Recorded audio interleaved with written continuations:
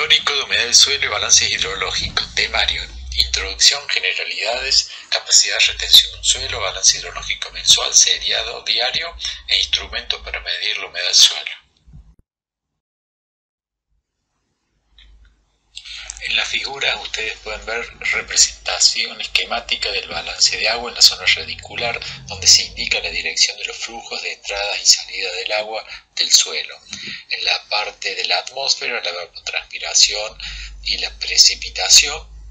En las componentes hídricas del suelo, como la capacidad de campo, el punto de marchitez permanente y el umbral entre esas dos constantes que nos indica el agua fácilmente disponible y el agua difícilmente extraíble. En la parte inferior pueden ver el ascenso capilar y la percolación profunda. En la parte superficial, el escurrimiento superficial. A partir de la metodología implementada por Sorwa y Mather en 1955, se han propuesto utilizar métodos de balance continuo utilizando datos meteorológicos a fines de encontrar variaciones de humedad del suelo y la evapotranspiración real de cultivos, praderas y suelos desnudos. Un balance hidrológico espacial a escala mensual es el que ustedes pueden ver en esta foto y esquema, donde ven el tipo de vegetación natural predominante, el escurrimiento superficial, la precipitación como ingreso de agua, la intercepción por la vegetación, la precipitación efectiva, lo que realmente aprovecha la planta, la percolación, que va a recargar todas las constantes hídricas del suelo, el escurrimiento superficial y las pérdidas por evapotranspiración potencial. También esto podríamos decir que es agua almacenada en el suelo, va a ser igual a aguas recibidas menos agua perdida. Así tenemos la ecuación general del balance hídrico, donde ASI es el almacenaje de agua en un periodo I, que puede ser un día, un mes, una década, etc. La variación del almacenaje de I-1, almacenaje de agua en el periodo previo, la precipitación de ese periodo, de evapotranspiración del periodo, el escurrimiento del periodo y el drenaje del periodo. Esta es una ecuación general donde se muestran los principales componentes que participan de un balance de agua en el suelo. La capacidad de retención es distinta para los distintos tipos de suelo, ya que tenemos que tener en cuenta que el agua que se almacena en el suelo no se almacena en un recipiente del cual puede evapotranspirar libremente, sino que al encontrarse en el mismo, en un sistema disperso, lo retiene de distinta energía de acuerdo al tipo de suelo, la textura del mismo y que podrá ser absorbida por las raíces de la vegetación. Como ejemplo, citamos dos tipos de suelos distintos, uno arenoso que puede contener solamente 10 a 20 milímetros por cada 30 centímetros de profundidad, respecto a un suelo arcilloso que a esa misma profundidad puede llegar a retener 100 o más milímetros a esa misma profundidad. Para poder calcular la capacidad de retención de un suelo es necesario conocer la densidad aparente del suelo, la humedad equivalente del horizonte del suelo y la profundidad del horizonte. Y todo esto se multiplica por un factor 10 para ponerlo en unidades de milímetros. Ahí ustedes tienen cuál es la fórmula para estimar esa capacidad de retención.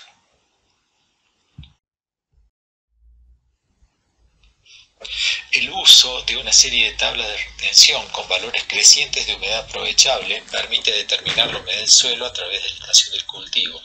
Acá pueden observar en la tabla 341 la capacidad de retención con diferentes combinaciones de suelo y vegetación, donde se observa el contenido de humedad equivalente, la profundidad y la tabla de retención seleccionada para cada tipo de suelo y sistema radical de la vegetación, ya que tienen cultivo de raíces superficiales, cultivo de raíces moderadas, cultivo de raíces profundas, árboles y bosques adultos tupidos, con las respectivas combinaciones y la tabla a seleccionar sugerida.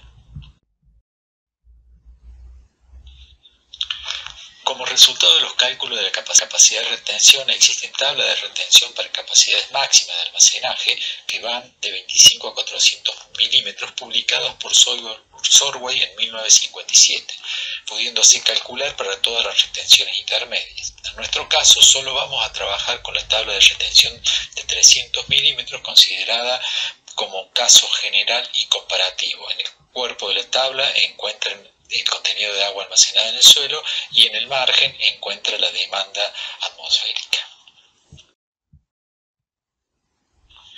El balance hidrológico es climático porque utiliza valores normales de precipitación y de evapotranspiración potencial. Se puede utilizar la evapotranspiración potencial o la evapotranspiración de referencia obtenida a través de la fórmula de Pedman, y la precipitación proviene de valores obtenidos de las estadísticas climatológicas correspondientes a esa localidad. Esta es la fórmula para calcular la evapotranspiración de referencia Pedman-Fitch, que fue desarrollada por ustedes en trabajo práctico. Así procedemos, por ejemplo, para la localidad de Marcos Juárez. Tenemos los datos de entrada de evapotranspiración potencial y precipitación, y lo que hacemos es la diferencia de precipitación menos evapotranspiración y obtenemos un periodo seco de valores negativos que va, en este caso, de diciembre a mayo, y otro periodo húmedo de valores positivos que va de junio a noviembre. La deficiencia potencial es la diferencia de precipitación menos la evapotranspiración potencial y que tiene un significado. Un valor negativo de dP indica la cantidad de precipitación que falta para satisfacer las necesidades potenciales de agua del área y su vegetación, mientras que un valor positivo de precipitación menos EP indica la cantidad de agua que excede, que sirve para la recarga de humedad del suelo y el escurrimiento. En la mayoría de las localidades hay una sola estación húmeda y una estación seca. En estas localidades solo existen dos posibilidades. Una sería que el suelo llegue a capacidad de campo al final de la época húmeda, como por ejemplo Dolores, provincia de Buenos Aires. Si nosotros lo referimos a Marcos Juárez con los datos obtenidos para el periodo seco, N-1, que es menos 203, y los datos obtenidos para el periodo positivo, que son 283, asumimos un criterio de presunción para estimar el balance con adecuada reposición o inadecuada reposición de agua. En este caso va a ser con adecuada reposición porque los positivos son mayores a los negativos. Cuando decimos que tiene adecuada reposición de agua es porque el almacenaje va a llegar a los 300 milímetros en algún mes del año, pero no sabemos cuándo.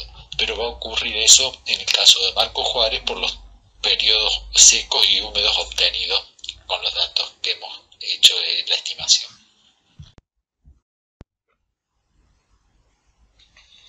La otra posibilidad es que el suelo no llegue a la capacidad de campo al final de la época húmeda. Entonces ahí vamos a tener que resolver el balance como se resolvió en Vera, provincia de Santa Fe, donde la precipitación anual es menor que la evapotranspiración potencial anual, y en este caso en la localidad de Córdoba nos va a suceder eso.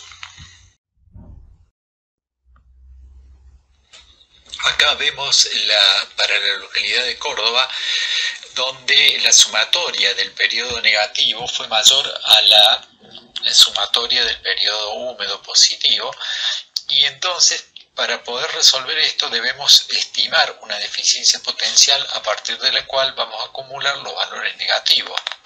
¿Por qué? Porque nunca vamos a llegar a la capacidad de retención máxima. Y es el mismo caso que se da para Vera Santa Fe, que está desarrollado en el apunte teórico. Estimación del almacenaje para obtener el valor de eficiencia potencial acumulada del periodo seco. En aquellas localidades secas donde la sumatoria de la precipitación es menor a la sumatoria de la EP, como tienen inadecuada reposición de agua en el suelo, no podemos considerar que el último mes húmedo precipitación mayor a EP presente un almacenaje de agua en el suelo igual a la capacidad de retención. Por ello, debemos estimar el almacenaje del último mes del periodo húmedo. Dicha estimación puede realizarse iterativamente, como se explica en el apunte de la asignatura, o con la siguiente fórmula para calcular el almacenaje al final del periodo húmedo, donde en el numerador tenemos la recarga del periodo húmedo sobre 1 menos E elevado a dPA, deficiencia potencial acumulada, que es la sumatoria de P menos EP durante el periodo seco, sobre la capacidad de retención. Con eso podemos estimar el almacenaje al final del periodo húmedo y lo colocamos en el último mes positivo que tenemos de TDP. El balance continúa con la estimación del almacenaje con valores que se obtienen de la tabla de capacidad de retención de 300 milímetros. Luego se calcula la variación de almacenaje respecto al mes anterior. Esta puede tener signo negativo cuando se va desecando o signos positivos cuando se va recargando respecto al mes anterior. Luego se calcula la evapotranspiración real, donde se aplica la regla de abajo, donde dice que si la precipitación es mayor a la EP, entonces la ER es igual a P. Y si la precipitación es menor a la EP, entonces la ER es igual a la precipitación más la variación de almacenaje sin tener en cuenta el signo. Y así sucesivamente con el exceso y el déficit.